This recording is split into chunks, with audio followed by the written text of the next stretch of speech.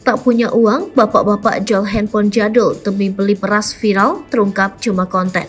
Seorang bapak menjual handphone jadul demi beras tengah viral di media sosial. Konten di TikTok itu menuai simpati warganet. Diketahui konten viral tersebut dibuat seorang pria tua asal Malaysia.